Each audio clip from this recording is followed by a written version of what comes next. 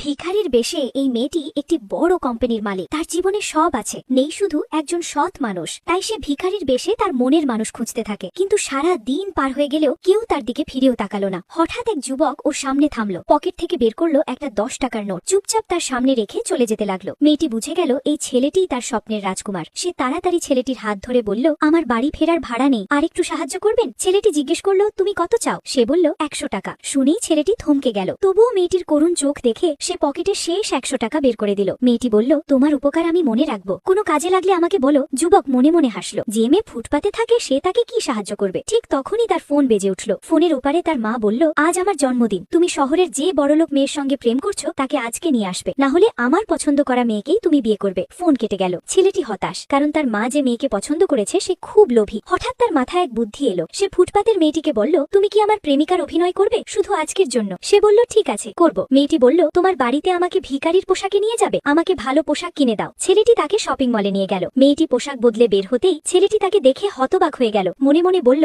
মেয়েটি ফুটপাতের ভিখারি নয়, বরং প্রাসাদের রাজকুমারী। তারপর তারা দুজন হাত ধরে বাড়িতে ঢুকতেই মা আনন্দে আত্মহারা। সব আত্মীয় মেয়েটিকে দেখে মুগ্ধ। মা উচ্ছ্বসিত কণ্ঠে জিজ্ঞেস করল, আমি শুনেছি তোমরা নাকি একসাথে থাকো, সত্যি? মেয়ে লাজুক হেসে কিছু বলতে না বলতেই ঘরে ঢুকে পড়ল সেই লোভী মেয়ে, যাকে মা জোর করে তার ছেলের সাথে বিয়ে দিতে চায়।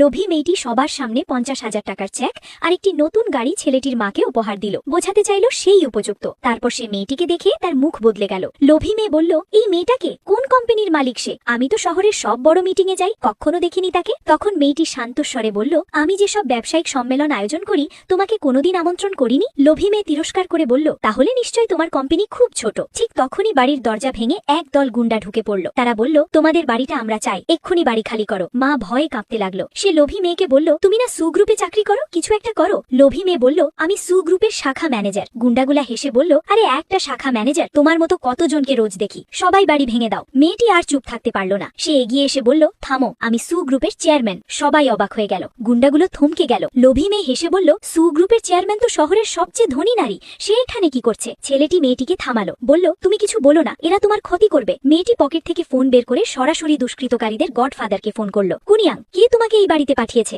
সবাই অবাক। এরকম আরো গল্প দেখতে আমাদের চ্যানেলটি সাবস্ক্রাইব করুন।